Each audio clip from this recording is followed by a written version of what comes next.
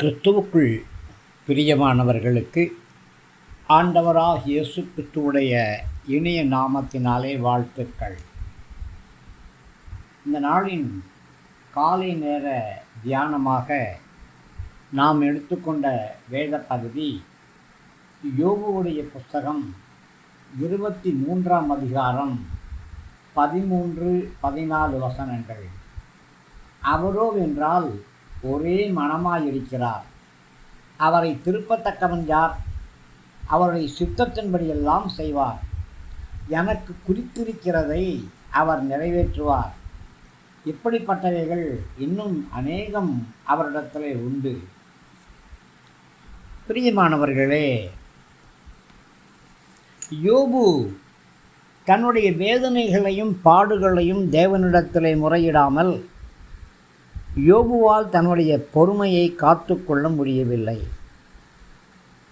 தேவன் ஒருவேளை தனக்கு கடினமான முகத்தை காண்பிக்கிறாரோ என்றும், தான் வேதனைகளை அனுபவிக்கும் பொழுது அவற்றை நீக்குவதற்கு தேவன் ஒன்றுமே செய்யவில்லையே என்றும் யோபு வேதனைப்படுகிறார். பிரியமானவர்களே, வேதனையின் பள்ளத்தாக்கில் கடந்து போகக்கூடிய ஒவ்வொருவருக்கும் வரக்கூடிய யோசனைகள் தான் இவைகள். தேவன் பாராமுகமாயிருக்கிறாரோ? இன்னும் பாராமுகம் என்ன சுவாமி என்று சொல்லி பழைய ஒரு கீர்த்தனை பாட்டிலே பாடினது போல இன்னும் ஆண்டவர் பாராமுகமாயிருக்கிறாரோ? கடைக்கன் பார்வையை அடியேன் மீதிலே வீசவில்லையோ என்ற அங்கலாய்ப்புகள் இன்றைக்கு அநேகருக்கு உண்டு. ஆனால் பிரியமானவர்களே, ஒரு ரகசியம் நான் உங்களுக்கு சொல்லட்டும். தேவனுடைய ஆலோசனைகள் தெய்வீகமானவை. நாம் ஆராதிக்கிற தேவன் யார்? அவர் சர்வ ஞானமும் சர்வ வல்லமையும் உள்ளவர். பிரியமானவர்களே, தேவனுக்கு மனுஷனால் ஆலோசனை சொல்ல முடியுமோ? ஒரு எறும்புக்கு உங்களால் ஆலோசனை சொல்ல முடியுமா? முடியாதல்லவா? அதே போலத்தான் நாம் தேவனுக்கு ஆலோசனை சொல்லத்தக்க அளவுக்கு நாம் யார்? தேவன் யார்? வேதம் சொல்கிறது, தேவன் ஒரே மனமாயிருக்கிறாராம். இந்த வாக்கியத்துக்கு என்ன அர்த்தம்? தேவன் ஒருவராகவே இருக்கிறார் என்று வேத பண்டிதர்கள் சொல்கிறார்கள். தேவனுக்கென்று தனியான ஒரு ஆலோசனைக்காரர் யாருமே கிடையாது. தேவன் மாத்திரம்தான் அவருக்கு ஆலோசனைக்காரர். தேவனுக்கு யாராலுமே ஆலோசனை சொல்ல முடியாது. தங்களுடைய ஆலோசனைகள் மூலியமாக தேவனை திசை திருப்பவும் முடியாது.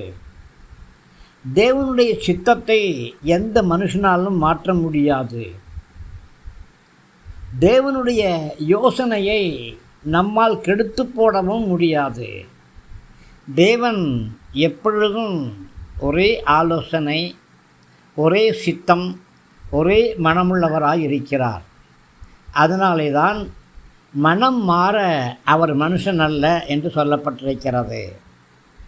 பிரியமானவர்களே, தேவன் மாறாதவர். அவர் நேற்றும் இன்றும் என்றும் மாறாதவர்.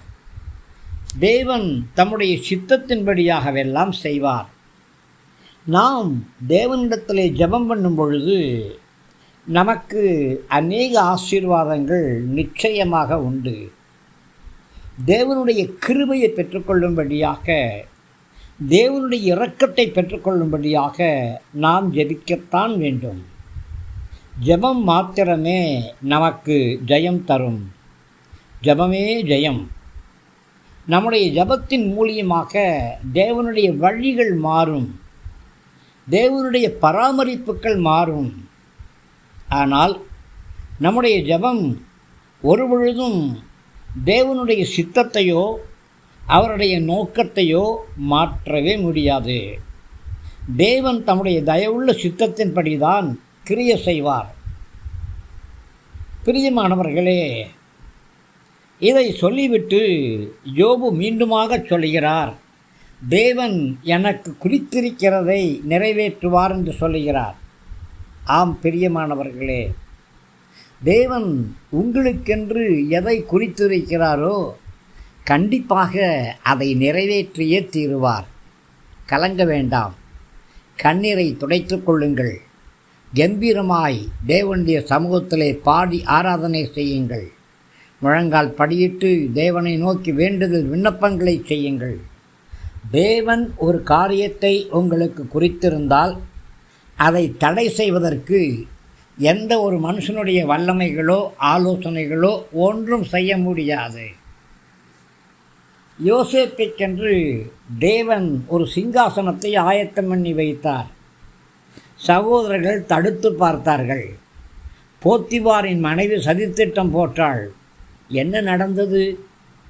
தேவ சித்தம்தானே நிறைவேறினது. ஆட்டு மந்தையை மேய்த்து கொண்டிருந்த தாவீதை அரசனாய் அமர்த்தும்படியாக தேவன் சித்தம் கொண்டார். யாரால் தடை செய்ய முடிந்தது? மீன் பிடிக்கிற சீமோனை இந்த கல்லின் மேல் என் சபையை நான் கட்டுவேன் என்று சொல்லி தேவனுடைய சபையை கட்டும்படியாக தெரிந்து கொண்டார். அதை தடை பண்ணினவன் யார்? பிரியமானவர்களே, தேவன் உங்களுக்கென்று ஒரு காரியத்தை ஆயத்தம் பண்ணி வைத்திருந்தால் அதை யாரும் தடை செய்ய முடியாது. ஆனால் தேவன் தம்முடைய சித்தத்தின்படி செய்கிற காரியங்களுக்கு தேவன் நமக்கு கணக்கு கொடுக்க வேண்டிய அவசியமே கிடையாது. தேவன் சர்வ ஆளுகை உள்ளவராய் இருக்கிறபடியினாலே அவர் யாருடைய யோசனையும் கேட்காமல் தம்முடைய தெய்வீக சித்தத்தின்படியாக தம்முடைய ஆதீனத்தின் யோசனை பிரகாரமாக கிரியை செய்கிறார். தேவன் தன்னுடைய சித்தத்தின்படியாகவே செய்கிறார். பிரியமானவர்களே, கர்த்தர் ஒருபொழுதும் மாறாதவர். அவருடைய வழிகளை நீங்களோ நானோ அறிந்து கொள்ள முடியாது. ஆனால் ஒரு காரியம் நமக்கு நிச்சயமாய் தெரியும். தேவன் எனக்கென்று எதை முன்குறித்திருக்கிறாரோ அதை நிச்சயமாக நிறைவேற்றுவார். தேவனிடத்தில் அன்பு கூறக்கூடிய உங்களுக்கு சகலமும் நன்மைக்கேதுவாகவே நடக்கும். தைரியமாயிருங்கள். தேவன் உங்களை தெரிந்து கொண்டிருக்கிறார். உங்கள் மேலே குற்றஞ்சாட்டக்கூடியவன் யார்? தைரியமாயிருங்கள். சொந்த குமாரன் என்றும் பாராமல் தன்னுடைய ஒரே மகனை உங்களுக்காக கொடுத்தவர் மற்ற நன்மைகளை உங்களுக்கு அருளாமல் இருப்பது எப்படி? தைரியமாயிருங்கள். தேவன் உங்களுக்கென்று எதை முன்குறித்திருக்கிறாரோ அதை நிச்சயமாய் நிறைவேற்றுவார். காலம் வரும், காத்திருங்கள். கிருபை கூட இருக்கட்டும். ஆமேன், ஆமேன், ஆமேன். கிறிஸ்துவுக்குள் பிரியமானவர்களுக்கு அபிஷேகம் செய்யப்பட்ட அந்த ரேமா வார்த்தைகள் உங்களுக்கு ஆசீர்வாதமாக இருக்கும் விசுவாசிக்கிறேன். தயவாக நம்முடைய ஜீசஸ் பிளஸ்ஸிங் யூ யூடியூப் சேனலை லைக் பண்ணுங்கள், ஷேர் பண்ணுங்கள், சப்ஸ்கிரைப் பண்ணுங்கள், கமெண்ட் பண்ணுங்கள். உற்சாகமான காணிக்கைகளால் நம்முடைய ஊழியங்களை தாங்குங்க. இது விசுவாசத்தின் அடிப்படையில் நடைபெறக்கூடிய ஊழியம். உங்களுடைய உற்சாகமான காணிக்கைகள் நம்முடைய ஊழியங்களுக்கு மிகுந்த பிரயோஜனமாக இருக்கும். தேவ கிருபை நம் அனைவரோடும் கூட இருப்பதாக. ஆமேன், ஆமேன்.